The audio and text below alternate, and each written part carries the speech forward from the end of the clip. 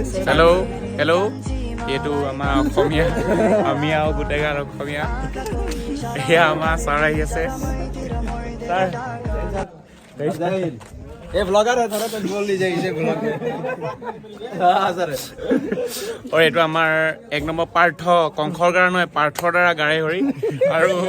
আমাৰ পাৰ্থ বৰ মৰমৰ আৰু দেহা খোৱা তাক কলিজা খোৱা হাঁহিটোৰ কাৰণে অসম বিখ্যাত এতিয়া হয়তো আৰ্টিচি কপাই দিছে নমস্কাৰ দিয়া আমাৰ এইটো বড়ো আমাৰ ধুনীয়া মৰম লগা মিঠা হাঁহিৰ লগত এইটো ধুনীয়া বড়ো আৰু আমাৰ এয়া আমাৰ এক নম্বৰ মানুহ এইটো আন্না কিন্তু অসমৰ তুমি অসমীয়া কথা বিশ্বাস নকৰিব नमस्कार गाइस তোমাৰ নামটো কৈ দিয়া হ'ব আমাৰ শিৱ কুমাৰ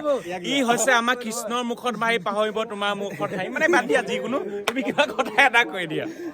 কথা এটা আৰু কৈ দিয়া এতিয়া তুমি ক'ত ট্ৰেইনিং কৰি আছা আমি এতিয়া আৰ্টিষ্ট বেহৰত কৰি আছো আমি কামাণ্ডো ট্ৰেইনিং কৰি আছো আৰু আমাৰ এইটো চিনিয়ৰ 70 নৰ্থ ইষ্টৰ আমাৰ কেলা পাৰ্টি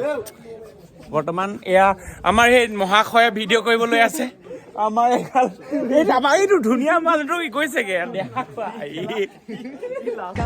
তো থেংক ইউ গাইজ এনেকৈ আমি অলপ ধেমালি কৰিলোঁ আৰু ফটোশ্বুট কৰিলোঁ এনেকৈ আমি ৰাজস্থানত এনেকৈ ধেমালি কৰি